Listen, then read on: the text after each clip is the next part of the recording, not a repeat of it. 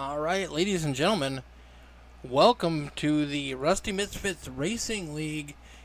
Tonight we're getting ready for the East to West Apparel Company ARCA Series, live from Darlington Raceway.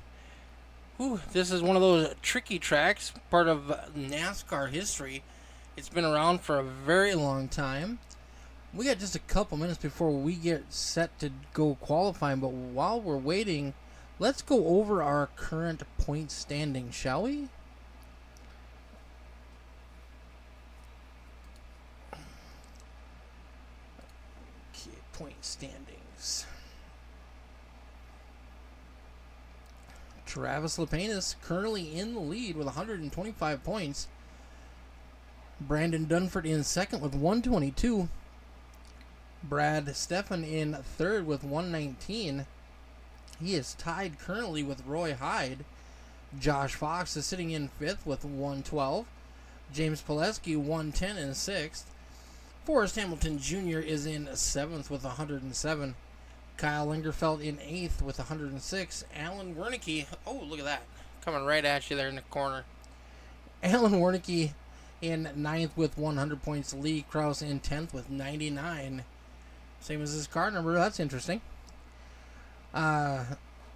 Anthony Hamilton is in 11th with 98 points. What else do we got going on? Aiden Giordano is in 12th with 97. Dan Park is in 13th with 96. Michael Steele in 14th, also with 96. Ray Andrews currently running 15th with 93. Hunter Wellman tied with Ray for 15th at 93. Sean Patrick, league sponsor, currently running in 17th with 91. Farron Elam Jr. and Aaron Murphy tied at 18th with 90 points. And then Jesse Adams is going to round out our top 20 with 88 points.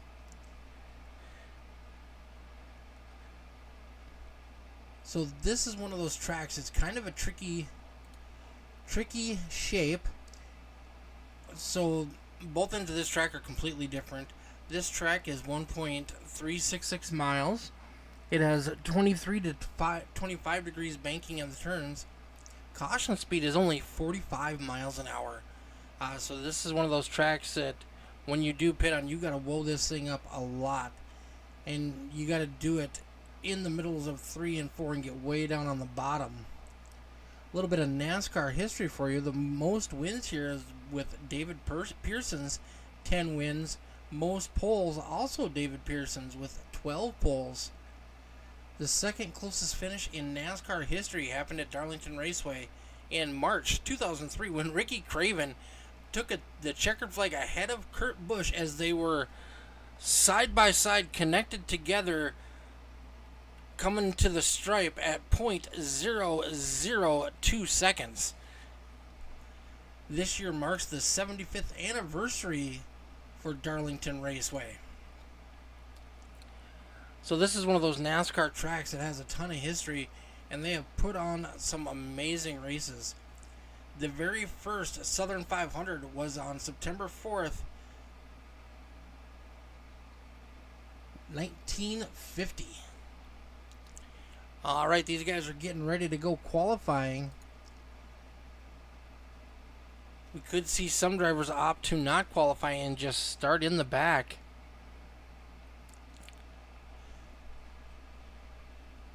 Let's see who's going to go out first. James Pileski looks like he's going to set down the quick time here. Let's jump on board with James. Another thing that's been really cool about the Darlington race, it's almost always been a throwback race. Here we see the number 93 of James running a special scheme. A buddy of his, or a local legend where he's from, raced that car. Pretty cool looking paint scheme. I like it.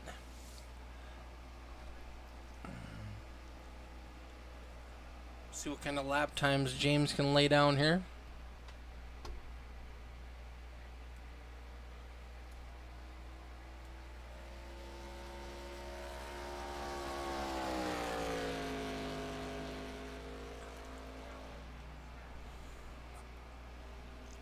James is going to sit down at 28.77.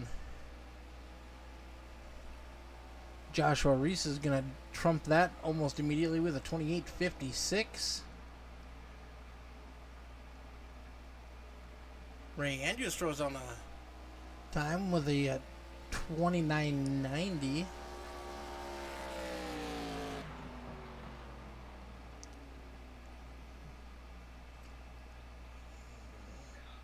James does not improve on his second lap.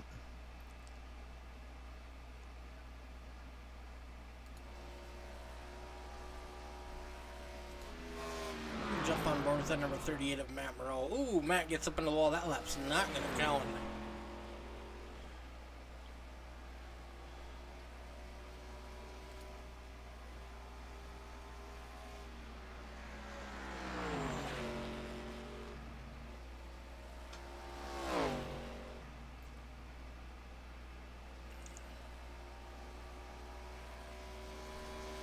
Dustin Buck, last week's special guest announcer for us, going to jump up to second with a 28.61.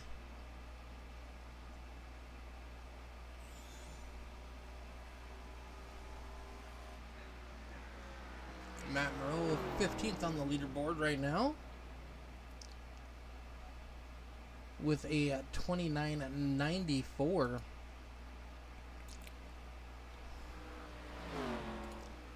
Jump on board with that 72 of Alan Wernicke.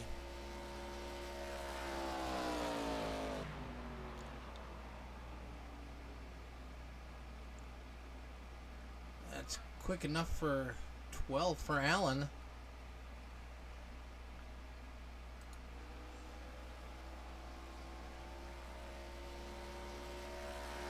Joshua Landfox. He's going to bump Alan Wernicke down to 13th. See if he's able to approve that second lap.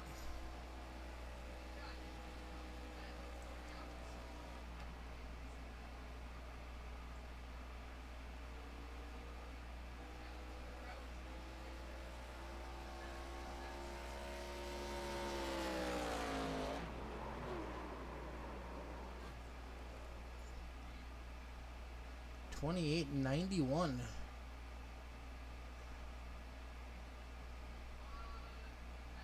I don't see any other drivers on the track.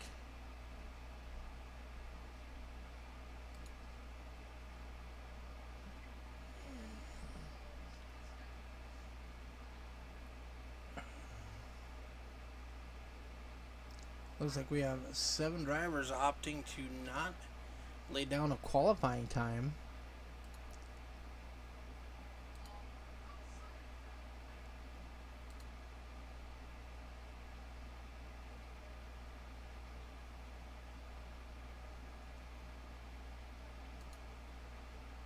So, who can tell me who won the very first Southern 500?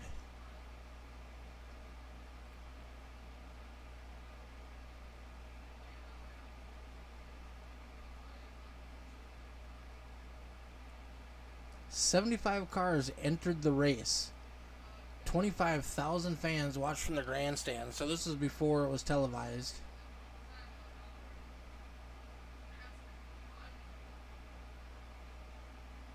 The race was won by Johnny Mance. He was the slowest qualifier in the field, so he blitzed the field by using a hard compound truck tire while the others kept blowing tires. Because of the hard compound of the semi-truck tires he was racing, he didn't have to change tires, and he won, even though he was the slowest car on the track. How's that for fun facts from Darlington Raceway? All right, ladies and gentlemen, these guys are getting gridded up. Let's take a look at your starting lineup. Starting on your front row, we got that number 1 of Joshua Reese. Outside of him, Dustin Buck. Row number 2, we got Lee Krause, Aiden Giordano. Row number 3, Forrest Hamilton Jr. and Anthony Hamilton. Row number 4, James Pileski in that number 93 machine with Kyle Lingerfeld. Starting in row number 5, we got that number 46 of Tom Queering. Outside of him, we got that number 95 of Devin Smith. Row number 6, we got Hunter Wellman with Brad Stefane. Bad Brad.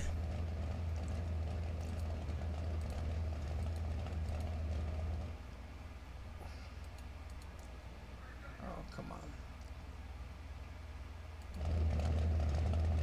So in row number 7, we got Josh Fox and Alan Wernicke. Row number 8, we got Travis Lapenas and Dylan Dunford. In row number 9, we got Kyle Thayer and Ray Andrews. Row number 10, Mr. Matt Moreau and Michael Steele. In row 11, Dean Qualley is our race official tonight, so he won't be there. So there'll be Sean Patrick and Daniel Park.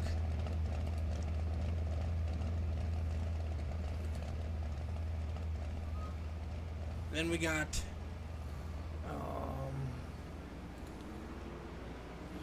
Derek Regal and Jesse Adams with Aaron Murphy riding shotgun on the field. 24 cars set to take the green flag tonight.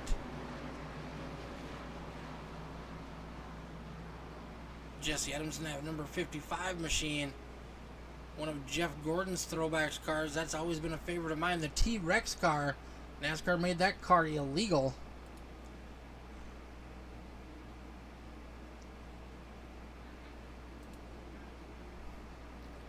Alright, we're getting ready to go green flag racing.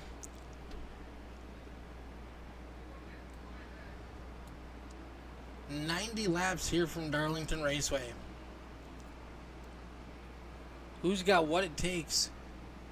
And who's got, well, who's brave enough to run that outside wall and get that Darlington stripe? Coming out of turn 4, Fox and Buck gonna lead us to green flag.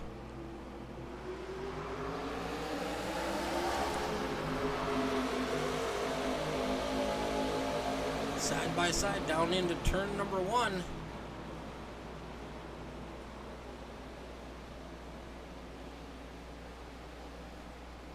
Reese gets clean of the 68 machine. Dustin Buck's going to fall into second. Lee Krause into third. Anthony Hamilton in fourth, with Forrest Hamilton in fifth.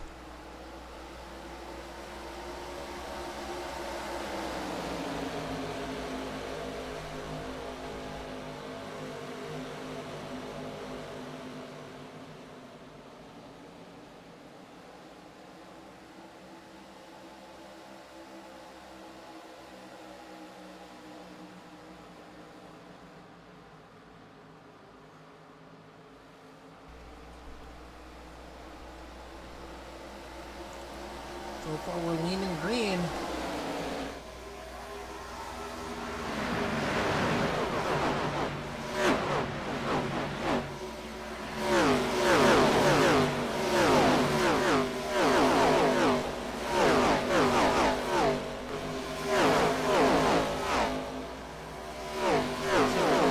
Get to that wall.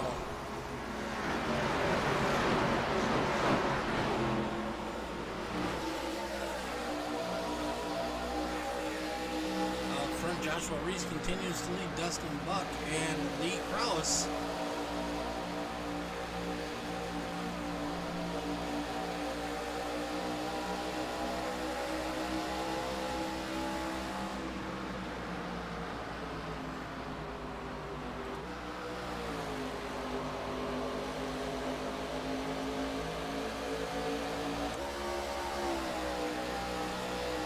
Joshua Reese real strong at the start of this race.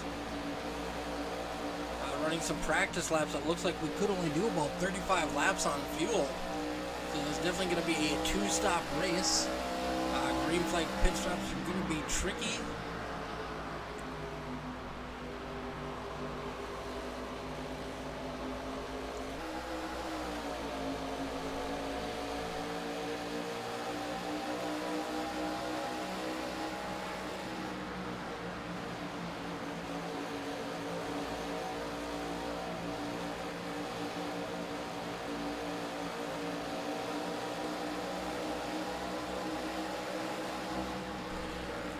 like that 93 was off pace just a little bit. Currently holding on to that 6th place. That 21 of Aiden Giordano had a pretty good run on him, but backed it off. Didn't want to try to push it going into the corner. Right up next to that wall for that number 93 machine. Jump on back and check out that 89 of Brad Steffen. Currently in 8th place. This field is getting pretty stretched out already. Oh, we got a caution flag. Let's see if we can't see what happened here.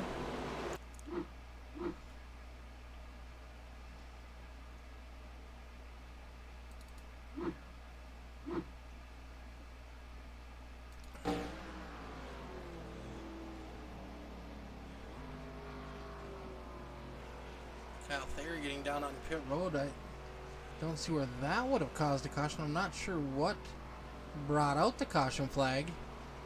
There's nothing in my ticker. I don't see any cars spinning.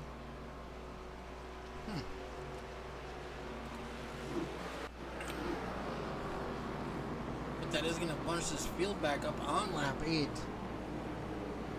I wouldn't think we would have any... oh, excuse me. I don't believe we would have any drivers going down pit road quite yet. And as I say that, Kyle Lingerfeld has pit.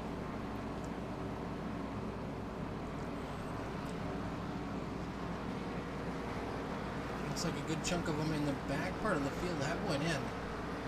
Daniel Park, Ray Andrews, Jesse Adams, Matt Moreau, Josh Fox. Kyle Thayer still on pit road.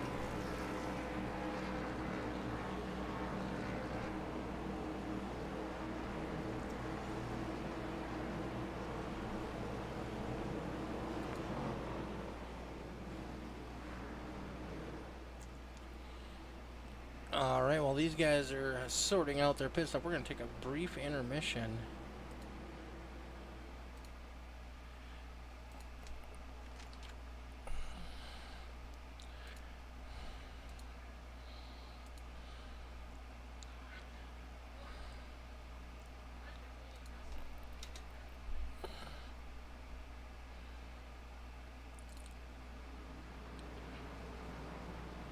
Alright, we are back. Had to do a quick readjustment here.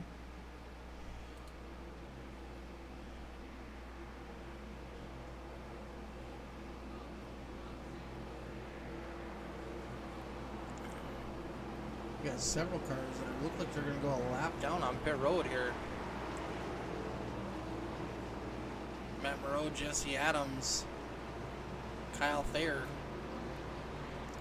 Cars are getting re-racked and restacked. We're going to go back green flag racing.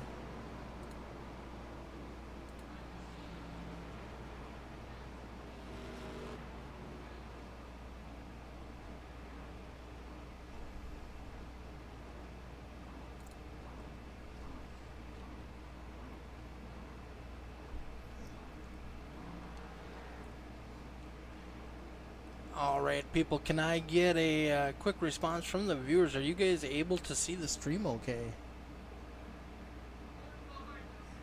Everything looks like it's working on my end.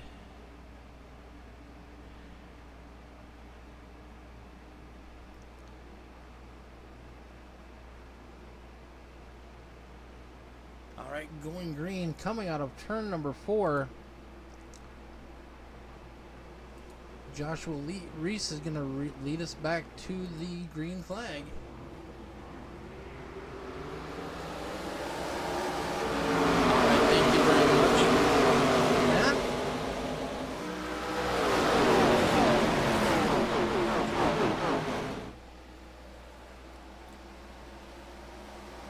Joshua Reese once again jumps in the lead. In the second place. Oh! See bumpers flying. I don't see a caution out though.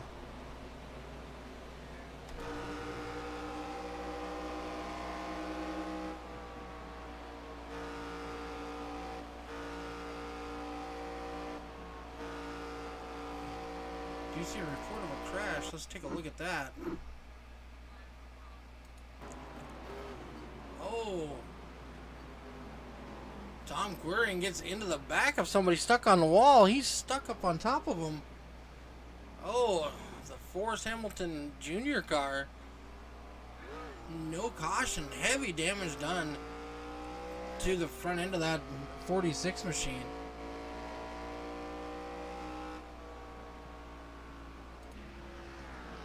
Yeah, he's not going to be able to turn. There's our caution finally.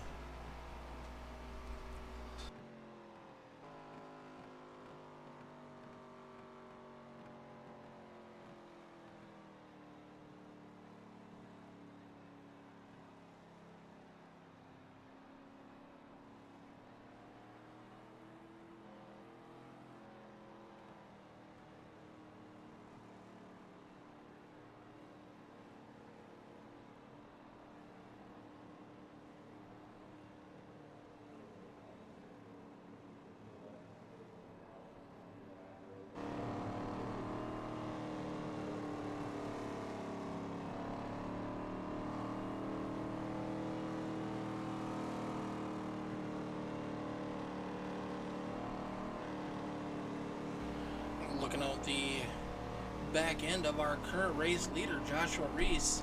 Looking at the front of Dustin Buck's car. 2 quick cautions early on. This is a really tough racetrack. And unfortunately for Tom Queering, he was on the receiving end of that one. Car got up into the wall in front of him. Couldn't even see it until it was too late. Runs into the back of him, gets stuck on top of him, busts his front end up. That's more than likely going to end his night tonight, unfortunately, and he is having a good season, running up in the top 12, top 13 in points. We do have several cars already on pit road. Thayer, Adams, Moreau, Tom Queering, Hamilton, Andrews, and Giordano.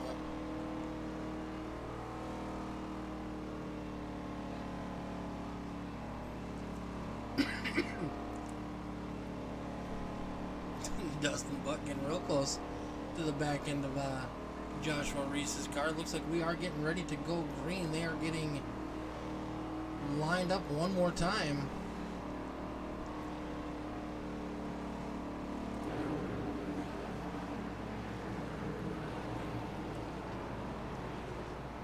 We got Reese on the inside, Dustin Buck on the high side, Kraus in third, Hamilton in the 23 on the high side. Then it looks like we got James Pileski in 5th and Brad Steffen in 6th. Oh, maybe that's the opposite way around.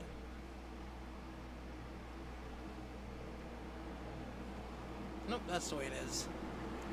Sometimes the scoring hiccups a little bit, but car's getting ready to go back green flag racing, coming out of turn number 4.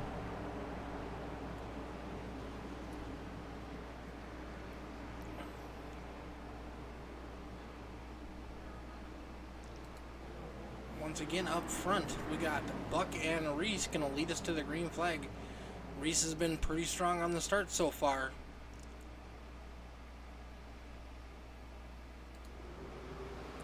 Green flag in the air for Reese and Buck. Once again, Reese gets a good jump. He's going to clear that 68 as we head off and down into turn number 1. Dustin Buck in 2nd, side by side for 3rd. Oh, we got some action going on back in the field.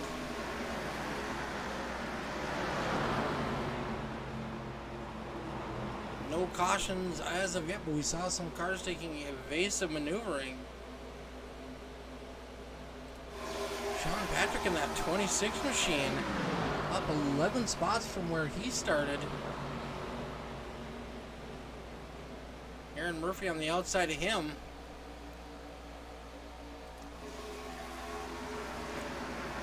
Michael Steele also with a good run going. He is up 9 positions from where he started. We are 17 laps in to this race. So far, the front runners have not pit. Kyle Ingerfeld is the first car that has pit, and he pit on lap 13.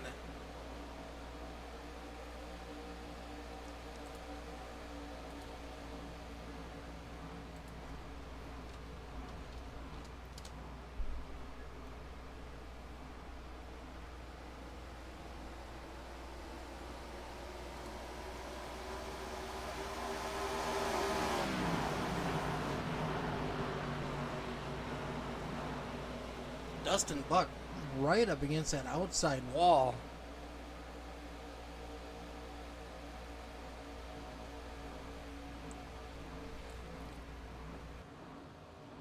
All right, ladies and gentlemen, we have a special guest joining us up in the booth. The driver of that number 46 car, Mr. Tom Queering. Going pretty good, but much better than it is for you. Yeah, that's not exactly how I was wanting to end my race. You know, me and my boys there at Top Groove, we were up there in the top 10 having a fairly solid run to start the race, but unlucky lap 13 got me. Yeah, it looked like a guy got up into the wall and you just had nowhere to go. It looks like you didn't even see him until it was too late. No, I had that car in front of me and then kind of moved up to the outside wall and saw, I think it was Forrest Hamilton in the wall on the outside, and I ended up riding him for the majority of that corner. Well, that's never good. No, it definitely doesn't do that right front any favors, and my crew decided that we had too much damage and we weren't going to be able to repair it, and I don't know, I might have to go back to the Top Groove Racing stable and make some changes if they decided that they couldn't fix that right front tire. But should be an interesting race. You know, it's 90 laps. It's a long way to go yet. You know, 22 laps into this. It's going to be a long ways before we get this over with. It is, although I am looking forward to green flag pit stops. And I think those are going to happen probably around lap 33 to 38. Somewhere in there, when we were starting the race, it was showing about 35 laps of fuel. So a couple of cautions is going to extend that a little bit. But it's definitely going to be a very, very difficult entry. Even under caution, it's a tough pit road to enter because it starts a lot earlier than you think on that track.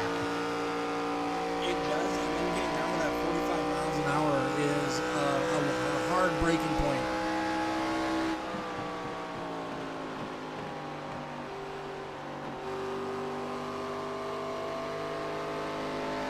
When I was trying it in practice, trying to get down to that 45 miles an hour was almost impossible. Without losing control of the car. Oh yeah, absolutely. You know, I tried a few times. I think I got it once without actually getting sideways. So I was really hoping for cautions to fall out around where we needed them, but I guess I don't have to worry about that anymore. At least now you can join me up here in the booth and we can have fun talking about these boys. Absolutely. Having two voices in a broadcast is always better than one. We got Joshua Reese up in the lead here, but he's got Dustin Buck catching up to him pretty quick. Yeah, Buck's, I think, is kind of leaning back. I feel like Buck is playing the long game on those tires, trying to stretch him out as long as he can. Well, this is a very... The surface at this track is not exactly new, and it's very abrasive. You got to be very, very careful on those tires. So I did learn a fun fact just a minute ago about this track. The guy that won the very first Southern 500 here was the slowest car that ran that day. Well, it's not about being fast. It's about being clean here. The least you could stay out of that wall, and trust me, this old lady in black, she's waiting to reach out and grab you, especially now that they put those safer barriers in and you lose that 8 to 10 inches. That wall comes fast and in a hurry, coming out of turn 2 and in the middle of 3 and 4. Yeah, it sure does, and it'll sneak up on you.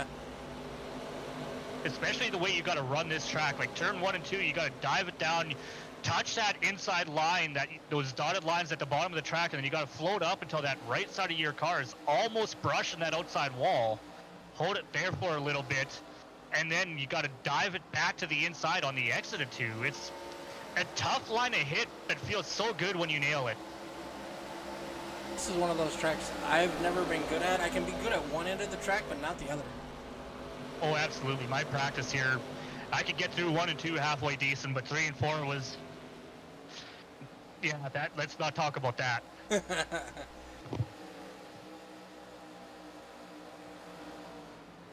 Anthony Hamilton looked like he got a pretty good run on Devin Smith that time.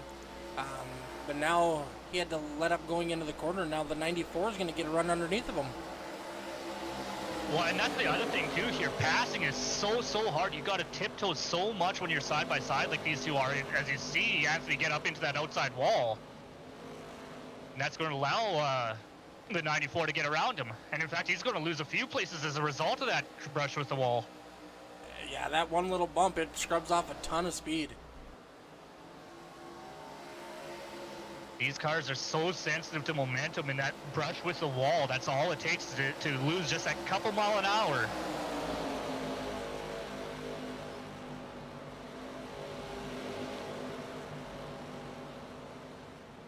Sounds like Dustin or Daniel Park and Sean and Patrick having a little bit of contact as well. Nothing too serious, they keep it going, but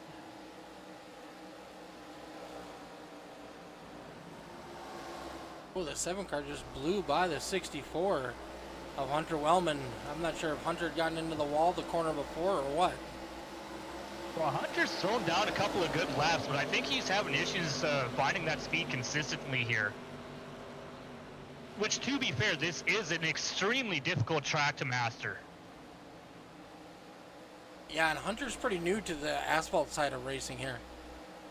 Yeah, and he claims he's not very good at it, but he's had performances to prove otherwise. But, I mean, even highly experienced drivers, as I'm watching Hunter here, he just got into that wall pretty seriously in 3 and 4.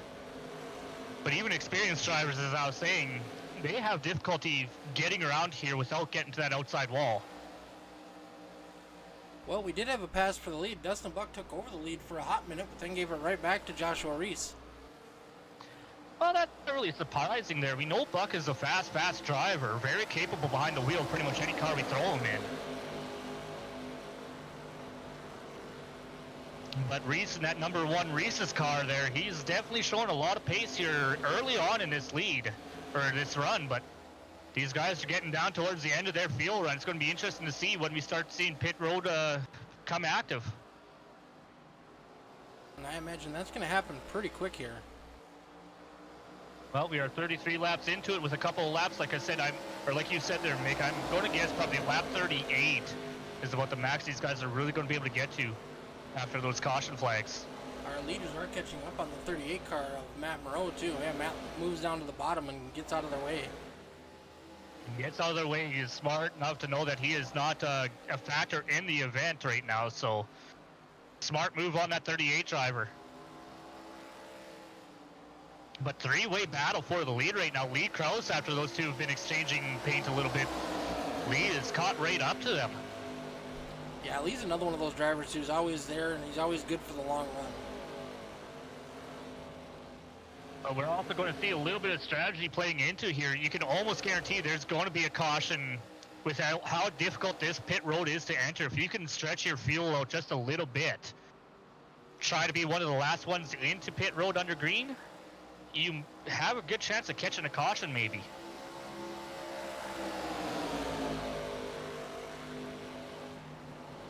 Lee Krause looking to challenge for second place. He had a nose underneath of him that last corner, but didn't quite have the momentum going down the straightaway. Yeah, and looking a little further back in here, Anthony Hamilton currently in 10th. Michael Steele down on the inside looking to take that away there, and there's Lingerfeld and Daniel Park looking to follow Steele through. Lee Krause, first car to peel off into the pits. A little bit of a bold move, but a power move at the same time. Up on the back bumper of those leaders there. Now he's forcing their hand. Showing he's got the speed. Now he's going to have fresher tires to make up for it. Now, do you take 4 tires here, or are you going to try just a 2-tire stop? Well, you have to do 4. Even the 13 laps that I ran, I was actually harder on my left front than I was on my right front. I had 96% left on my left front with 98 on my right, so you can't get away with 2 here. Ooh, Lee Krause overshot his pit stall slightly, had to back up. And under green, that is almost a death sentence here. Here comes Joshua Reese down pit road. Anthony Hamilton just piped up on the radio saying that he is going to be pitting as well.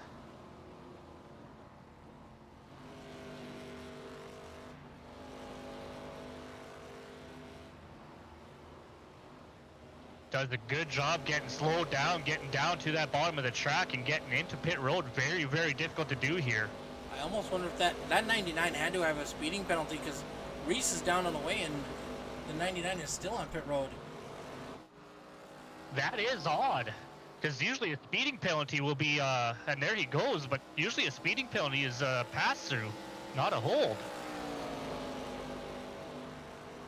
Alan Warnicki getting a little sideways, getting down to pit road, but keeps it together and gets the load up just in time. Going to have to watch that 72. He might have caught himself a speeding penalty on entry.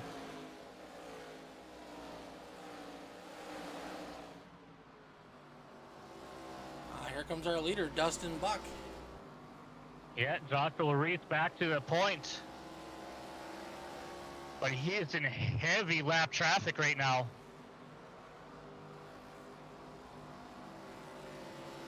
'26 peeling in, Joshua Reese staying out. He is extending this run as far as he can.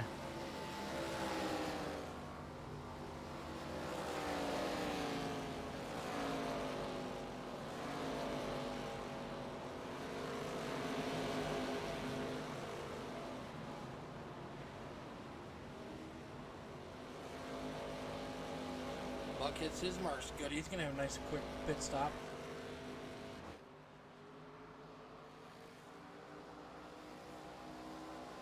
Absolutely, you know, I'm honestly very impressed with these guys so far with this green flag pit cycle.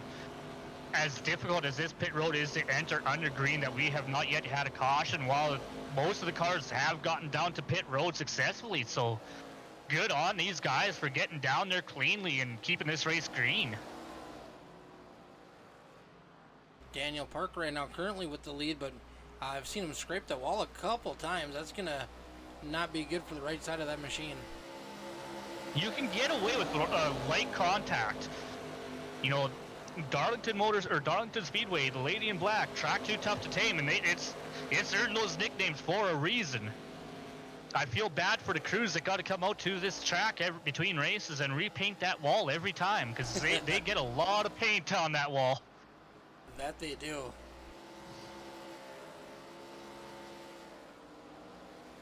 Yeah, Daniel Park doing an amazing job saving fuel. 43 laps into this run so far, unless he pitted under one of the earlier cautions. He did pit on lap 13.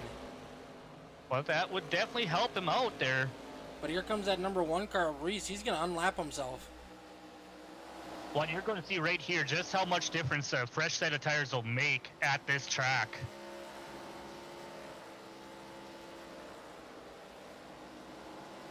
Yeah, our top 3 cars, Park, Lingerfeld, and Fox, all pit on lap 13 along with Aiden Giordano. Well, Lingerfeld is another driver. You know, last season he didn't really make a whole lot of noise in the ARCA series. But this season, he has found a lot of speed with these new cars. Found some speed and a little bit of luck. Absolutely. Dustin Buck coming up trying to catch these boys and unlap himself as well.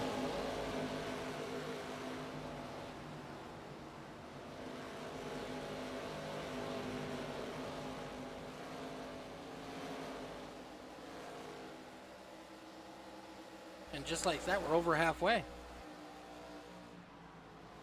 Honestly, I'm not against Daniel Park and Lingerfeld's idea here. Try to get off sequence with the guys around him. Yeah, they might be a set of tires short on these guys now.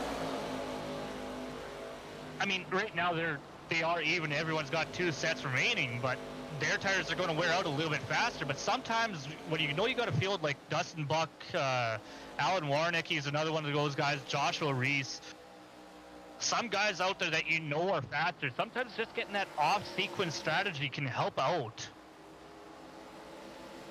Yes, it can, especially if a late caution comes out. Now, I have tried that off-sequence strategy to very poor effect before. It can definitely backfire on you, and how, but it's all how you play the game, and strategy when it comes to pit road here is so huge. Yeah, I've never won a pit strategy game. It's always come back to bite me. I have yet to do it in the Rusty Misfits Racing League, but I have done it in official races on iRacing.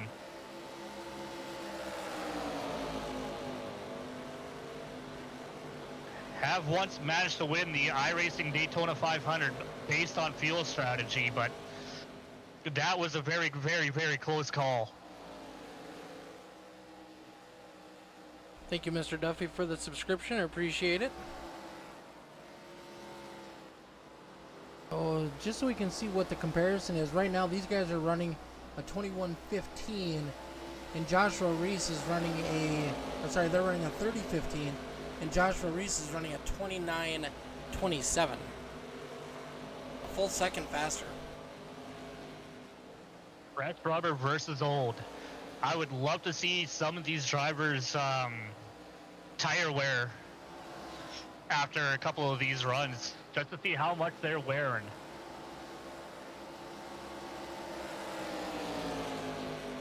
Oh, for sure, and especially with the way some of these drivers are, they're very aggressive, and they can be fast for a good 30 laps, but after that, their tires are just shot. Absolutely, and I just keyed back right now here to my teammate Bradley Stefan, passing Daniel Park to unlap himself once again. My other teammate James Pileski, he is catching up, trying to do the same. Both running 6th and 7th right now. Let's go, boys.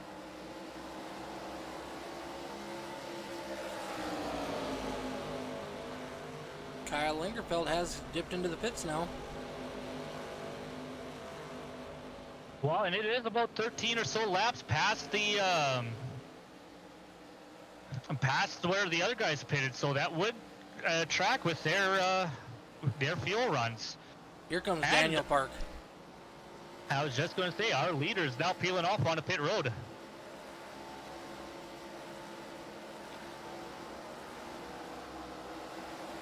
That 45 miles an hour has got to feel like a snail. It absolutely does.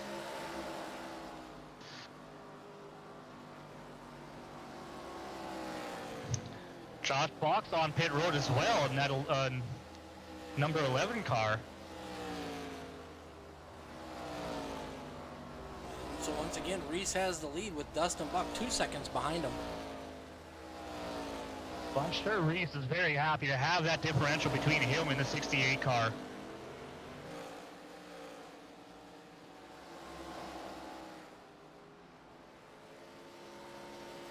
Last lap by, they ran identical lap times too.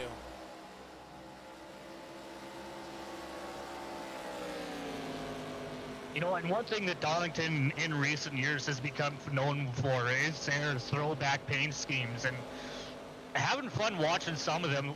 Not a lot of drivers really got into the spirit. I did. One of my teammates, James Pileski, did. You as well. You kind of threw on a bit of a throwback scheme for a couple of practice laps. So, you know, it was always fun watching some of these guys come out with what they run sometimes. One of my main sponsors or throwback cars that I've always ran almost in every car I've ever painted is the Exide Lightning car that Jeff Burton ran. That is a classic NASCAR paint scheme. You know, and like I said, you know, my teammate James Pileski in that 93 car, he threw back to an idol of his that ran local ASA races to him. Very nice looking car. We got Jesse Adams running the Jeff Gordon T-Rex car, an iconic car in the Cup Series.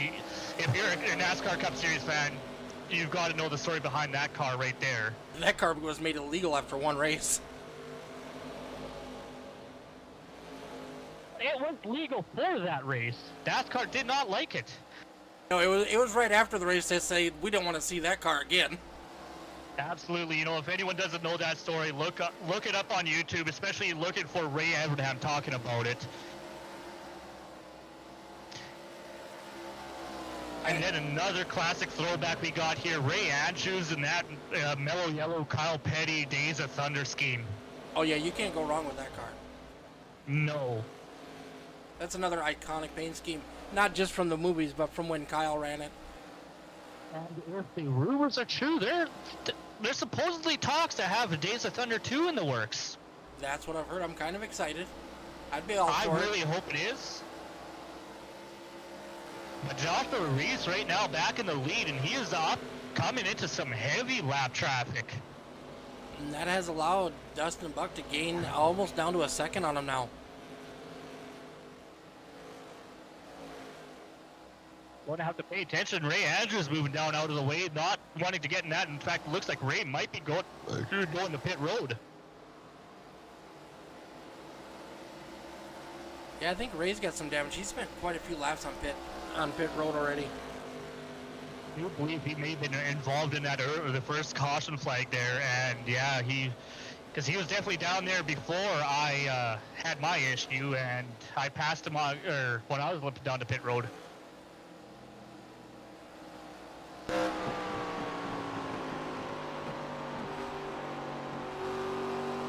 Looking out the back bumper of Reese's car, you can see that 68 getting closer and closer.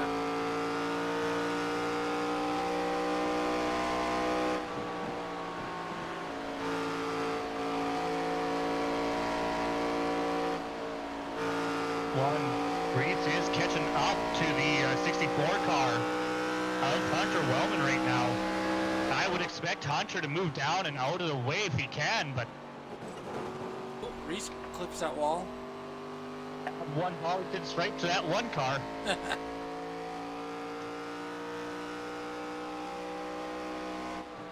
I do love the old NASCAR broadcasts where they try to keep track of the Darlington stripe and have a counter going at the bottom corner of the screen. Oh yeah, we'd be well over 300 by now. I don't think I actually clipped the wall, but I don't know. Can I get one by proxy for riding the, I believe that was a 3 car that I was on top of? It was. I do feel bad about that. Like, I had nowhere to go. And we see Hunter get hard into that outside wall, letting that one car go by. He was up there trying to stay out of the way, and now he's got Dustin Buck. Oh, they both hit the wall. Yeah, he's... Ooh. Dustin is not happy about that. There's a lot of radio... There may be a few points penalties coming out after this race. It's probably a good thing I got that channel muted right now. Oh, very much so. I do have the advantage. I can still hear it, but...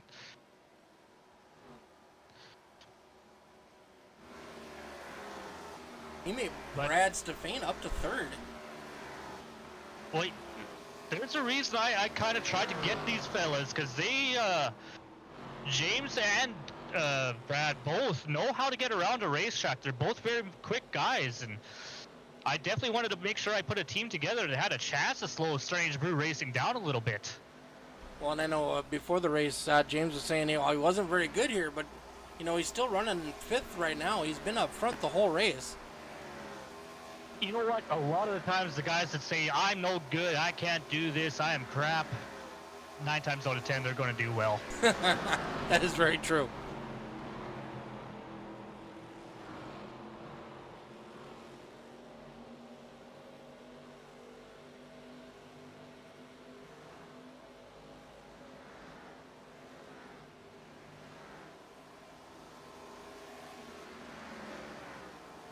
Dunford in 4th place right now. He's kind of stuck by that 21 car of Giordano, who is a lap down. Buck going to pit road. Oh, he's going early this time. Sometimes you got to play that strategy game, and fresh tires are king here. But it is a balancing act between going too soon and forcing that leader's hand, and that's, I think, exactly what Dustin's trying to do, is force drop to his hand right now. Now he's got to make sure he hits his marks, doesn't overshoot his pit stall. Cleanly into his stall. Yep, right on his mark.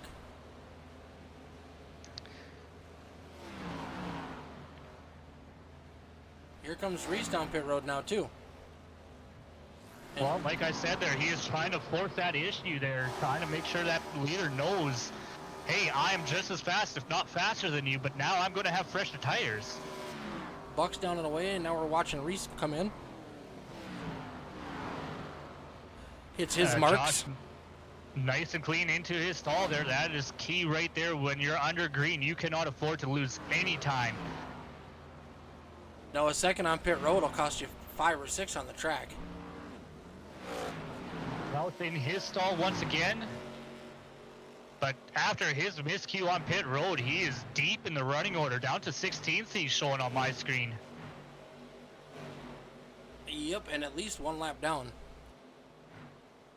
But do you see who's in the lead? Bad Brad Stefan grabbing a couple of points for leading laps right now. Let's go, Brad. Dylan Dunford, James Pileski pulling it down to pit road right now.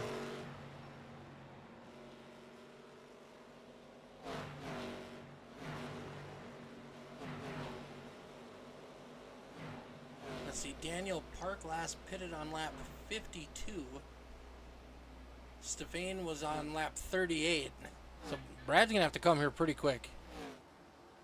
Absolutely. He's definitely got a very quick car, so he's got a chance at a win if he plays his cards right here.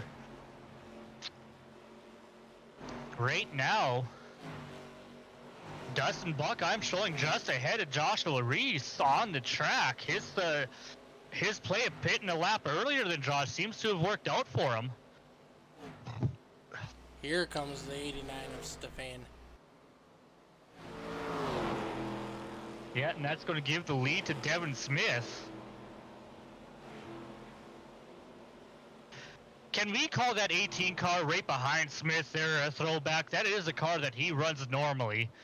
Oh, but that is yeah, that's definitely a throwback. I like it. That is a classic Bobby Labonte number 18. Okay, good. So at least you're old enough to remember Bobby Labonte. Well, my first race was 2001 Daytona 500, so I've watched Bobby run a few races. Oof, that was your first race? That's a rough one to be your first race. Unfortunately, I did not know what NASCAR was. I just happened to be flipping through the guide on the satellite and saw NASCAR Daytona 500 and wondered what the heck is that, and flipped onto it, and a lifetime NASCAR stock car racing fan was born. Unfortunate ending to that race, but definitely end of an era there for NASCAR. Absolutely, but you know, Bobby Labonte, one of those guys that very lucky to have gone against, you know, the man in black himself. I myself have been a NASCAR fan since the mid '80s, so for me it was growing up with Bill Elliott and Dale Earnhardt and Rusty Wallace and all of them guys. Absolutely, those are guys that are some of the biggest names you can talk about when we're talking in this sport here. But right now, like, Devin Smith up on the point.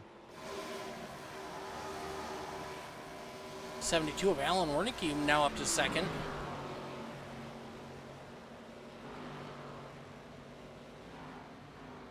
That's 2 rounds of green flag pit stops for these guys. Have done an outstanding job. Absolutely, honestly, I was kind of expecting this race to be a lot more cautions, but we are proving right now just why this is a premier level league. Yeah, these guys can get it done. To go, it's been what, about 40 laps, 50 laps since we've had a caution flag here at Darlington, one of the toughest tracks? Yep, exactly. I've got to imagine, though, that our top 7 drivers right now, well, top 5 drivers, they've got a pit rate. Oh, well, as I say that, Alan Wernicke there in 3rd place pulls down onto pit road. Devin Smith, Kyle Lingerfeld ahead of him in 1st and 2nd. They're still out on that track, though. Along with Dan Park. Dan will probably be one of the last ones to pit.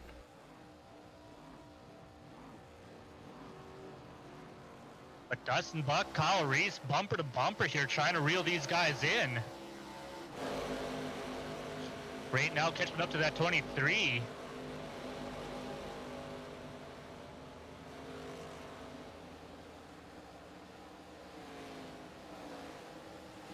Three moves down out of the way and lets him go. Yeah, but Reese looking to look outside of Buck. Buck holds on to it. Reese thought better.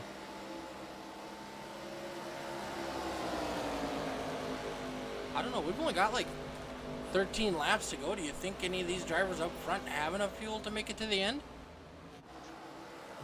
Depending on when they last pitted, I don't have the information on that up on my screen, but depending on their last pit stop, I would say it's got to be. I don't think that these guys could make it. Josh Fox and Daniel Park last pitted on lap 52. That'd be 38 laps. That'd be pretty close. Well, we've got our leader coming to pit road right now. That's going to hand the lead over to the 65 of Lingerfeld. And I'm going to guess these two drivers are on very much the same pit strategy, so I don't think that Kyle can stay out too much longer, but that's going to be a death sentence right now, 78 laps into this race. We've only got just over 10 laps to go.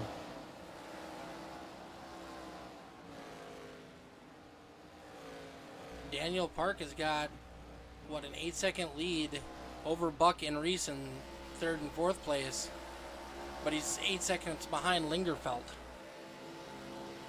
It might work out for him, though. If he is ahead, he's got fresher tires now.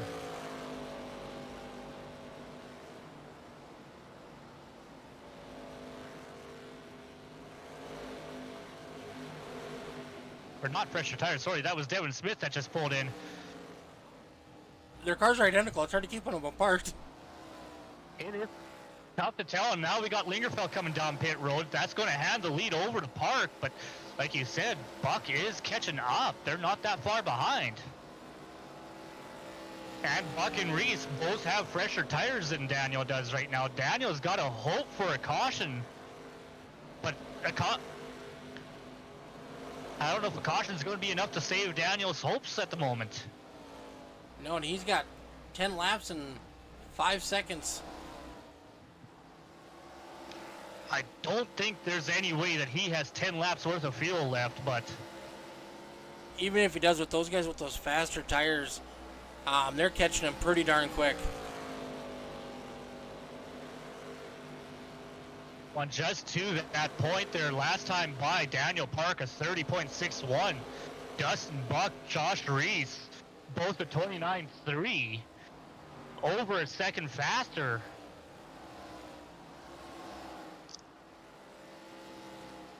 Yeah, they're going to be on him in about 3.5 laps.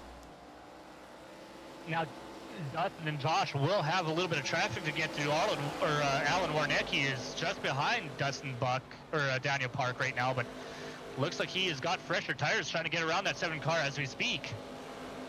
Ooh, and Daniel gets into that outside wall a little bit, letting that car go by. Just a light little scrape. That is acceptable. You can get away with just a little brush like that. That's not going to hurt the car too much.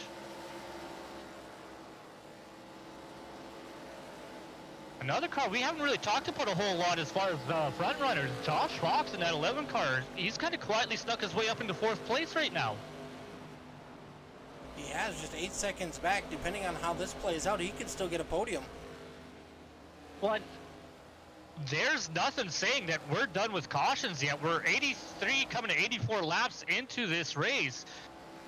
It looks like Daniel is determined to try to run this out to the end. Maybe he thinks he's got enough fuel, but all it takes is a mistake from someone a little deeper in the field and we have a caution. Yep, I think with Park's strategy, he's made his bet. He's got to give it everything he's got now. Absolutely, it is definitely way too late in the run to let him, or to pit. He's just got to hope that he's got enough of a lead to minimize the damage, as we see Dustin Buck catching up to Daniel Park right now. Daniel's best hope is to slow the roll of these two drivers behind him as much as he can. And just like that, the 68's inside of him. And Reese following Buck around him as Daniel gets back into that outside wall. Now he's got a little bit of a gap back to that 11 car with about 5.5 laps to go. Or 4.5, sorry.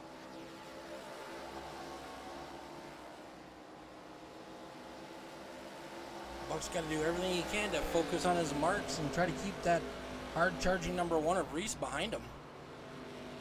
Definitely, that car, these two are, it's going to be a fight right to that checkered flag. Reese is not very far behind, a couple of car lengths behind that 68 car, so it's any little mistake by Buck could be very, very costly for him.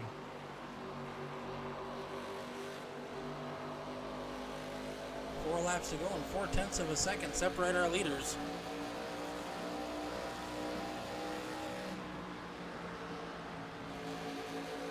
Yeah, Daniel Park's going to have company once again here in the form of that 11 car very, very shortly.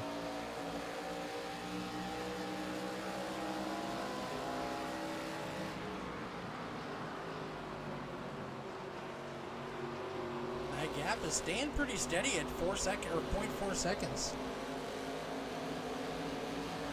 What I'm very impressed with Daniel Park and that number 7 car, I'm not sure exactly when he last pitted, but to save this much fuel, save this much tire, and still holding on to a podium, coming down to 1 to go here very, very shortly.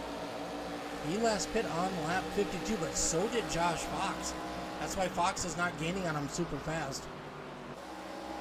That last little bit of strategy is likely going to play into Park's hand there. 52 laps to go. On lap 52 there, that's a long run to run on fuel and tires here, so to hold on to that.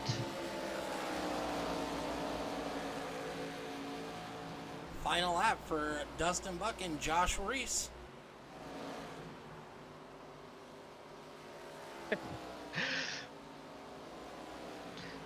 Josh Reese just piping up on the voice chat, jokingly telling Dustin how much he hates him because that little bit of pit strategy that Dustin pulled off was enough to get the checkered flag. And Dan Park holds on to third. Josh Fox pulling up fourth, Bradley Stefan in fifth. Oh, your teammates right next to each other, fifth and sixth. You know what? I'm happy with that. That's definitely going to be a good run for Top Groove Racing. I'm going to have to send my teammates a little hero cookie after this. One car's not out of gas. Looks like Michael Steele's pushing him around for the picture. Well, you know what? Michael Steele painted that car, so he definitely wants to make sure that one is in the picture. But it wouldn't be surprising if he didn't cut that one extremely close on fuel.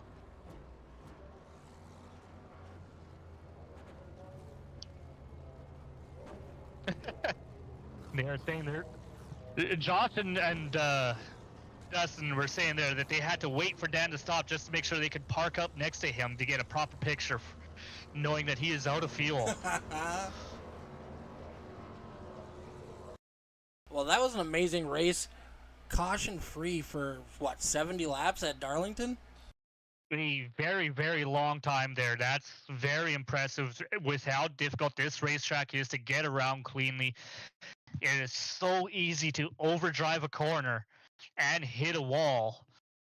You know, and it doesn't take a lot of a hard hit with these cars to do damage to the alignment, which can really throw your race out of whack. So to go that long caution-free with green flag pit stops twice in this race, highly impressive. And I definitely have to say, the move of the race, it goes out to that 68, pitting a lap early. He got the tires and he put the pressure on that one car. Absolutely, and that just illustrates how important pit strategy can be by forcing that hand. You know, Reese had that lead. He had a very, very strong lead over Buck at that point, but Buck getting to that pit road a little bit earlier and then having that fresher set of tires for all of one lap. But that was all the ground he needed to make up on Reese to take that lead away. What an amazing race. That was impressive. Now we just got to wait for our top three to hit the waiting room to come and get their interviews.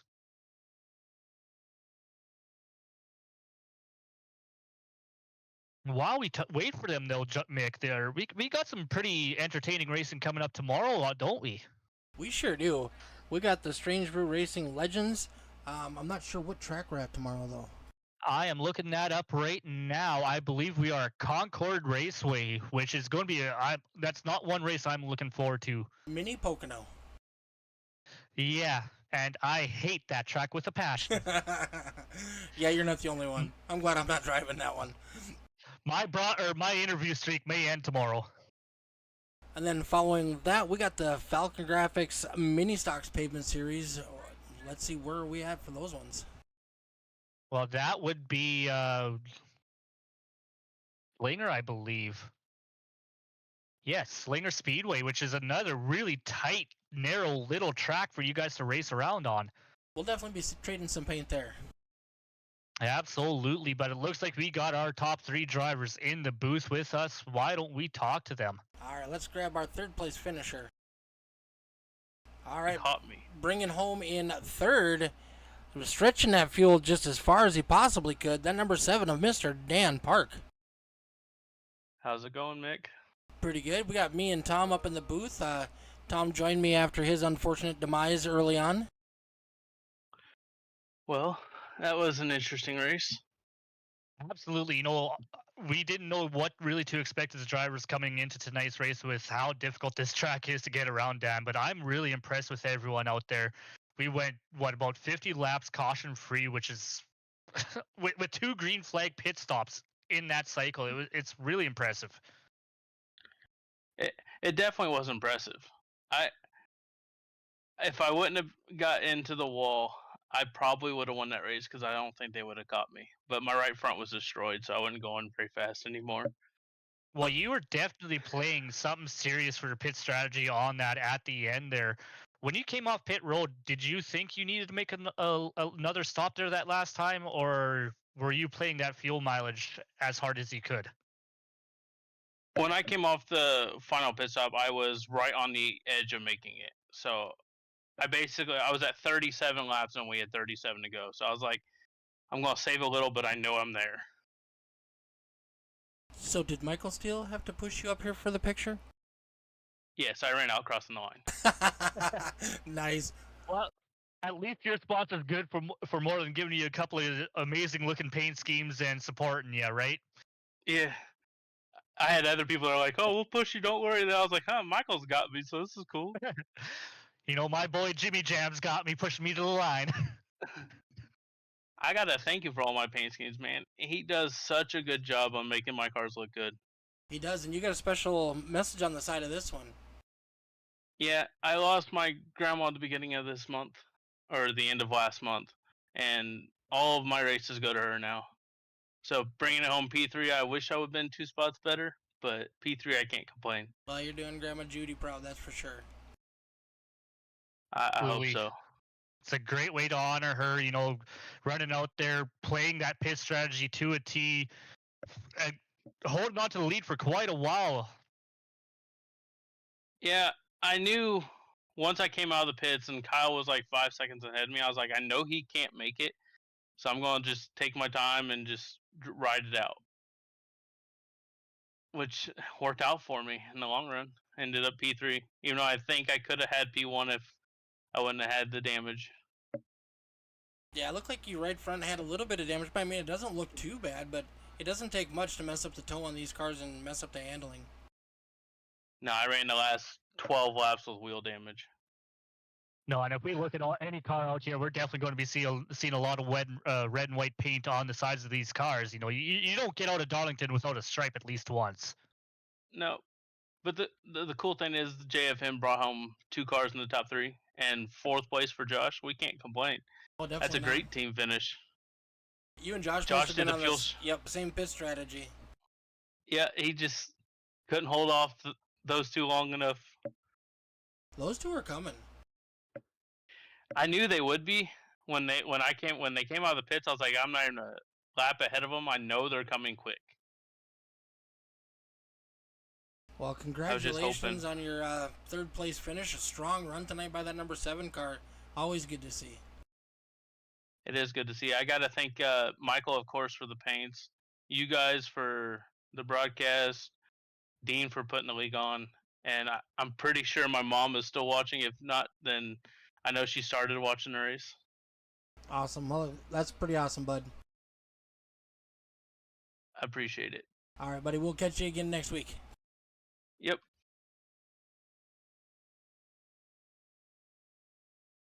Great race by that number 7 here, but you know what? We got our second place finisher, Joshua Reese, in that number 1 car there.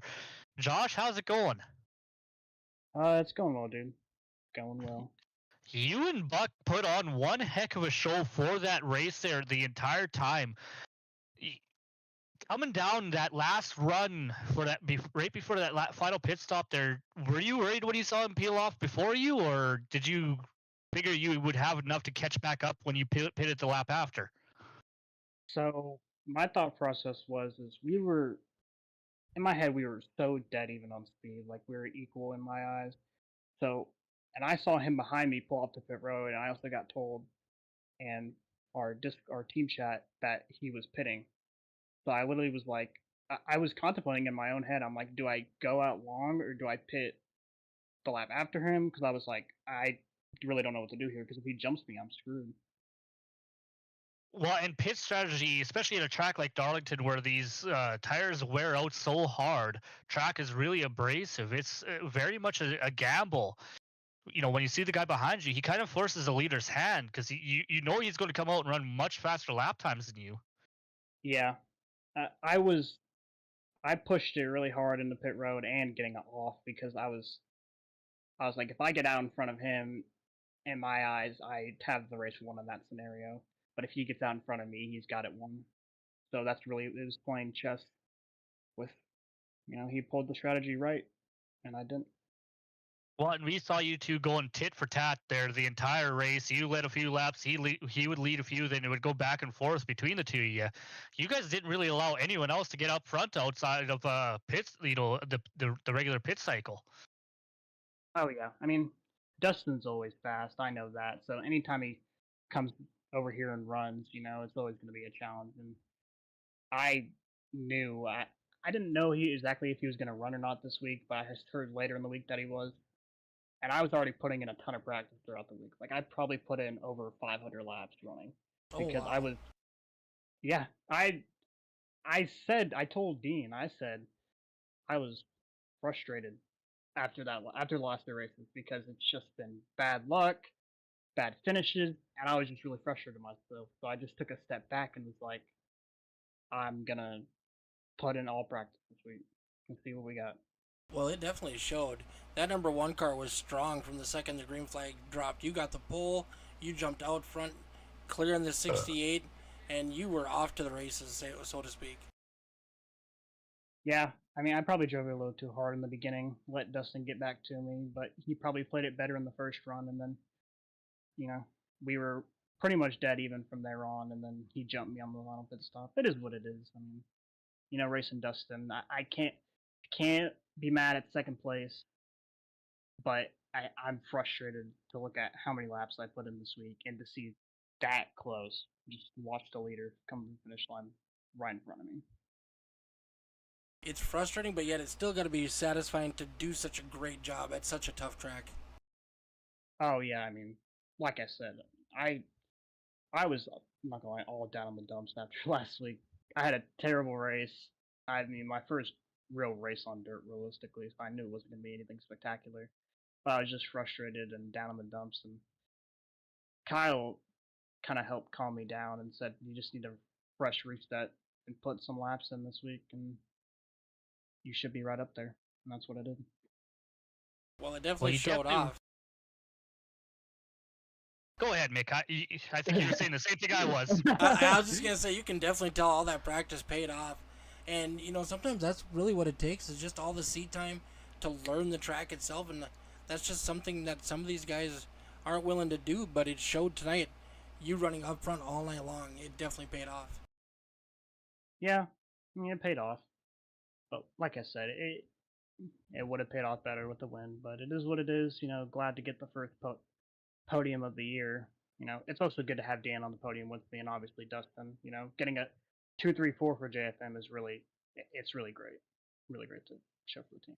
Very strong team showing. That's definitely going to help you out in the team standings. I just looked. JFM is sitting third behind Top Groove, and I think it was JDM. I can't remember their team name, but having 3 drivers that hard, even though the top 2 are the only ones that count, that's definitely going to help you in the team points. Yep, the other Oh, one is yeah, I mean- JTD.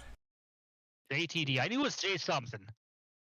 I'm not gonna lie. Like the last 3 weeks, I honestly felt like I was letting my team down. Oh wow. I mean, I was having bad finish after bad finish. My teammates were consistently finishing better than me, and I was like, man, I'm really screwing this team over. Like, I don't want to Oh. do that to them. Don't feel bad, Josh. I am the team owner for Top Groove, and my teammates have been knocking it out of the park where I'm sitting in the pits. How did your race go for you, by the way? I don't. Well, I made it 12 laps before I parked myself on top of Forrest Hamilton's car and turned 3 and 4.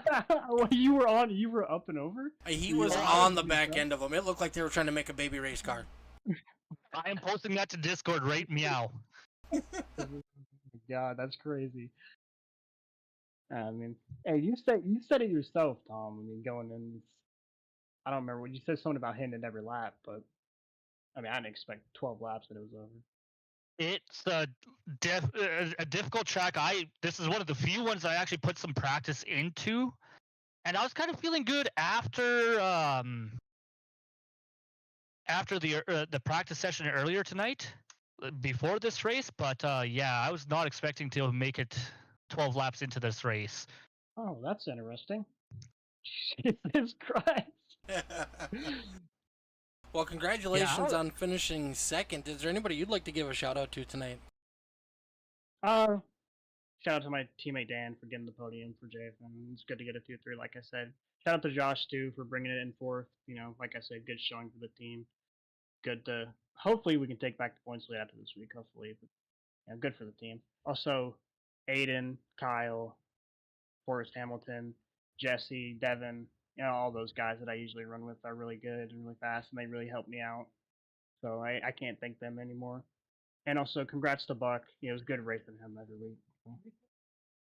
All right, bud. Well, thank you. We look forward to seeing you back in the podium next week. Yes, sir. You have a good one.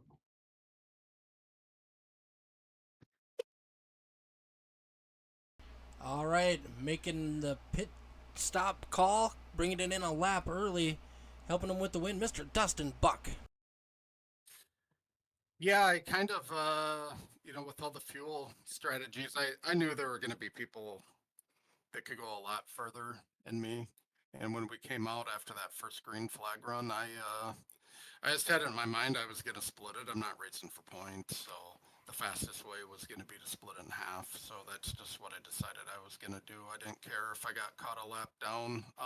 If it stayed green, I knew it was going to be the winning call to split it in half, and it worked out. Once we got through those first few yellows there, the field spread out, and they did a really good job of at least keeping the cars out of the wall enough to prevent spins and wrecks. And I don't know how many X's people had, but I know some people were getting in the wall. But we did a really good job collectively of not bringing out any more yellows, and 2 green flag runs here is really good. With as close as these cars can be. The tire wear just doesn't fall off like it did with the last car, so you can kind of drive them harder, and they're all and with it being like that, it seems like they have more grip. So trying to pass people is when they're running the same speed is pretty difficult. So I just figured instead of trying to pass for the lead, I'd split it in half, and hopefully Josh would either not catch that I pit so early, or I'd get one lap on fresher tires and be able to bypass him that way, and it kind of worked out for me. It did, and you hit your marks just the way you needed to. We saw early on, a teammate of yours overshot his pit, or maybe it was speeding, but he ended up going a lap down from it early on. Yeah, Lee got caught speeding, but like at the start of the race, I was having a lot of problems hitting my marks and getting the car to flow up the racetrack and turns 3 and 4 to get the arc up high coming off. And it took me a little while to get in my groove. I had good pace and practice, and my woes really started in qualifying. I just butchered 3 and 4 and probably lost 800s in qualifying because I hit 3 and 4 so bad. And then, you know, I knew I was, once I got second, that my goal was just to ride at the start. I kind of figured we'd get a few yellows in the beginning, so I I didn't push it. Josh was really stretching out there, and I was just trying to maintain and save tires. You know, if we got, you know, 10, 15 laps at green on tires, and I was saving and he was pulling away, it, you know, my goal was to pass him after one of the yellows because I had saved enough tires. And I wanted to do it with more tires than him just because it's so hard to pass. But I scuffed the wall a few times early in the race and missed some corners, and um, it it it came back around to me and ended up working out though. Well, you definitely played that pit strategy to a T there. You know, like you made Josh think twice about what he was doing up there just ahead of you. Got those fresher tires that one lap earlier. You drove away. Yeah, you know, with that strategy, I was thinking to myself, it's like, well, if he comes down right after me, he's racing to win. And if he hangs out for a while, he's just going for points in the championship. I don't know where he's at in points or where that stuff's shaking out at, but I could be riskier because points don't matter to me this season, and that's that. Like I said, I mean the fastest way to the finish was to split it in half, and we got one green flag stop in, and we made it through it, and I was fairly confident that we had a high likelihood of going green to the end. So it worked out. I mean, I could have looked like a fool if the yellow came out 2 laps later, but with Josh racing for the win too, like I was, I mean, he was paying attention to me. If the yellow would have came out, he would have been, you know, weighing back a lap down and out of a good points paying day. Well, and to that point, with pit strategy being what it was, and how difficult this pit road is to enter, especially under green, it's hard enough to get onto under yellow, never mind under green flag conditions. And you guys did an amazing job tonight, not getting your cars turned around and getting down onto that pit road cleanly, not bringing out cautions, and keeping 2 pit road cycles under green. Yeah, it was a lot of fun. Dean put together a good roster. There's, I guess, a few things I could complain about during the race, but I'll just keep it to myself. And you know, the cool thing about this league is we can load up the racetrack and have a ton of cars and stretch things out and do green flag runs and let people's tire game play into it. It's just a lot of fun. I really enjoy running this league because um, the guys that do the best with tire management seem to be, you know, the ones that are always around. There's a lot of really good guys on tire management, and it's fun when you get the greens and you don't get a bunch of yellows and weird pit sequences, and you get people in the front of the field on old tires and people in the middle on new, and that creates some havoc too. And these guys just they throw together long green flag runs, and because we're able to do that, it really cleans up the racing. Absolutely, and like you were talking about, varying pit strategies. We saw Daniel Park, who finished up third, just ahead of you guys. He says he figured he could have kept you behind him if he wouldn't have hit the wall. Yeah, I heard he had an issue with some traffic and ended up in the wall, but he said he was like 4 tenths slower after it. I mean, he had us whooped. And that's like the thing too. I mean, when we were up front, we couldn't come down pit road and top off because somebody was going to stay out. Yeah, you just it, with, with how passing is here and how much tires you got to use to get around people, you just you know you run the race the way you should if you're leading and hope it comes to you. But those guys that did the fuel game, they really benefited, and Dan would have won if he went to get in the wall. He had perfect strategy. You know, I benefited it from last week or the week before, when I got spun and it put me out of sequence, and the guys out of sequence got the good finishes. I got lucky. But um, I guess I'm lucky. Dan ended up with some damage, but that's why we run the laps too. Is you know, sometimes it's luck, and I guess I got lucky with him getting in the wall. But it was really fun racing Josh. He puts together hell of races, and um, I knew he was going to be tough. These new cars with the more grip kind of bring the field together a little bit more. They seem to be a little bit more forgiving on the tires. Oh, absolutely. These cars are far more planted than the old ARCA car was, and you can get away with a little bit more. But the fact that these cars are tending towards the tighter side of the setup does mean you got to be a little bit more wary of your tire wear. Yeah, the big thing in this race was getting it on the right rear coming out of four, and that was part of getting up, close to the wall at apex, so you could drive down off the corner and get it planted on the right rear. Because if you ran the low line like you did in the old car, it burned the right front off, and it didn't work with the tighter setups. We had to adjust our line in 3 and 4 to be fast. The only way to keep it planted on the right rear is to be up high when you came off the corner and got in the gas.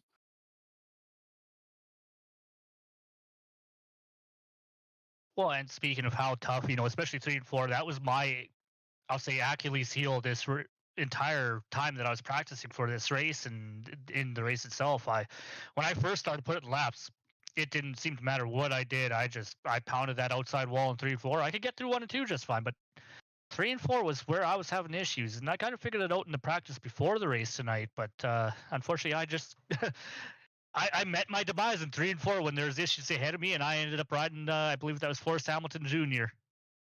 Well, don't feel awful. I pancaked the side of my car a ton of times practicing before I started getting it figured out, because it's really easy to miss your mark coming out of 4 and have it end up in the wall. It just, I always say I'm practicing. I did several hundred laps again to get the race line down and get good pace. And Alan and Lee and we ran practice last night and kind of figured out what we needed to do tire wise on long runs. We ran a few long runs and got the long run speed figured out. Well, all that practice definitely paid off for you tonight.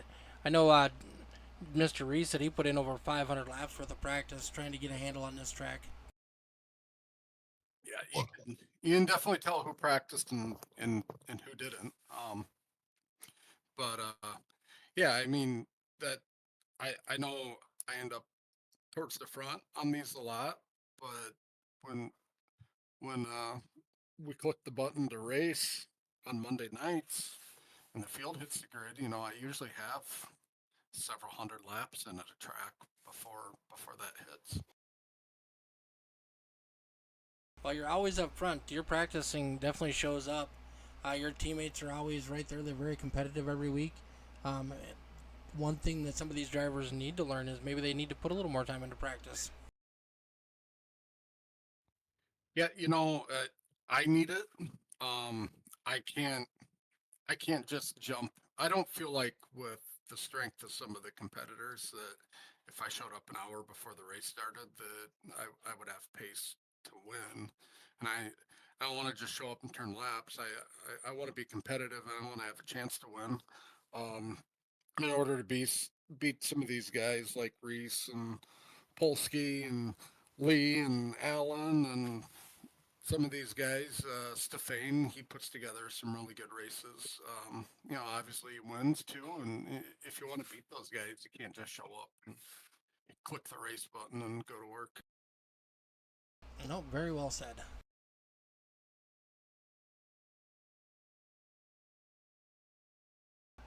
Who would you like to give a shout out to tonight before we cut you loose? Well, as always, Mac, thank you for putting up with us and doing the broadcast, and Dean and East West Coast and everybody else that's got a hand in putting this league together and running it and keeping track of points and keeping track of penalties. I probably got a penalty coming, but it is what it is.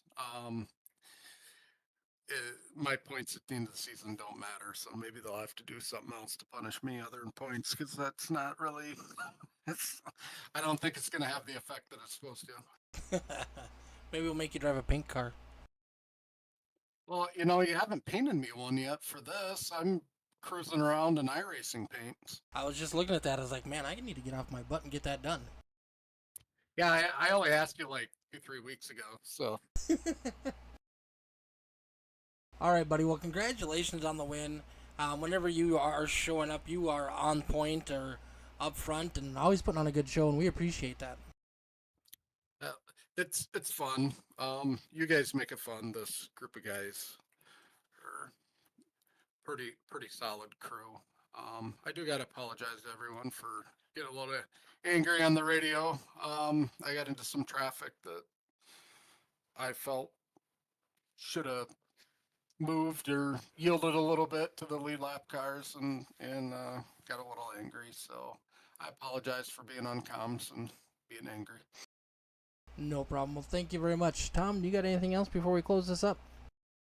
No, you know what? Congratulations on the win, Dustin. It was a hard-fought, great pit strategy from you at the end there to take that lead back and not look back. And yeah, I'm looking forward to next weekend there next week in Atlanta. That's going to be a fun race. Yeah, I'm pretty busy this week. You guys might get me joining Mick and sitting that one out, but I think I'll be back for Richmond. See if I can defend that one too. Well, Richmond's definitely a fun race. You're always welcome up in the booth. Yeah, we'll see you guys next week. Yeah, you have a good one. All right, well, I did see an interesting stat real quick. Hunter Wellman has set a league record. Yeah, I kind of messaged Dean there asking, like, well, is that like worth a -1 bonus point or -62? 62 race incidences. Someone figured it out. It was an average of a 2x per lap. Holy cow. Like hitting the wall every 2 to 3 laps to get a 62 incident race. Like, I knew Hunter was struggling a little bit, but maybe he didn't have enough milk before the race. I think that's what it was. He needed a little more milk. Maybe it was past his bedtime. You never know. Uh, But like I said earlier, this is a very, very difficult track to try and drive, and the racing did show it to a degree, especially early on. But it did, and it was Hunter's first time here, so we kid the kid. He's fun to pick on. oh, absolutely, he's great. If no one told me that little bastard was 15 years old, I wouldn't have believed it. I know it hurts my feelings to get my butt whooped by him. Right? That was my practice session there tonight here in the race. 1 hour of practice, I looked, and he had a time better than me, 2 positions higher than me, in fact. And I'm like, well, now I got a mission to try to get faster than him, at least. Well, at least thanks for joining me up in the booth, Tom. And unfortunately for you, it was the end of your night, but, we enjoyed having you up in the booth either way. Yeah, I would have come up and talked to you, at the end with, Dan and Josh and Dustin there, but you know what? It's always fun coming up and calling these races. The Rusty Misfits Racing League has one hell of a roster of drivers, and it doesn't seem to matter what race we run. Between the ARCA here tonight, we've got a seriously diverse group of drivers, but a very solid group of drivers. Tomorrow we're going with our Legend Series at Concord. That's going to be another. Honestly, I've been having a lot of fun in the Legends driving that. Mini stocks as well. You run that one, Mick. I broadcast that race. Oh yeah, those We kind of cars are switch fun. roles. No matter how bad I am, I always have fun. Absolutely. It's definitely going to be, if you're tuning in and watching the ARCA race tonight, you don't want to miss tomorrow night's broadcast. Mick's going to broadcast the Legend Series race. I'm going to broadcast the mini stocks race. We're going to switch roles for tomorrow night. And then we got the dirt cars on Thursday, which, yeah, dirt track racing, which I'm not very good at. Oh, we had a blast Mick- last week. Yeah, you hold your own pretty solidly on the dirt track. Not me so much. I can make it look like I know what I'm doing for a lap or two, and that's about it. I think between our 2 races last week on Thursday night, we only had 1 caution between the 2 races. Absolutely. So anyone out there watching with iRacing and wanting to find a league to join, definitely look us up at the Rusty Misfits Racing League. We've got a seriously talented group of drivers, as evidenced tonight. 2 cautions at Darlington. Find me any official race at Darlington that only has 2 cautions. Exactly, yeah. You're not going to find that anywhere else. So if you're looking for a league to join and you're a solid driver, Rusty Misfits Racing League, we will be more than happy to take anyone of any skill level, really, as long as you prove yourself to be a good, clean, conscientious driver. Yep. Maintain car control. You might not be fast, but as long as you get that car under control, that's what matters. Yeah, absolutely, and it's a blast. Even you know what, tonight, like you said, Mick, I didn't have a very good race. I made it 12 laps before I crashed out. I hopped up in here into the booth with you, and I still had a lot of fun. Heck yeah. Well, thank you very much for joining us. That's going to do it for us here tonight with All the Dirt. We'll be back tomorrow night with Strange Brew Racing Legends, followed by my buddy Tom over on the Rusty Misfits Racing page, and we're going to have a good time tomorrow night too.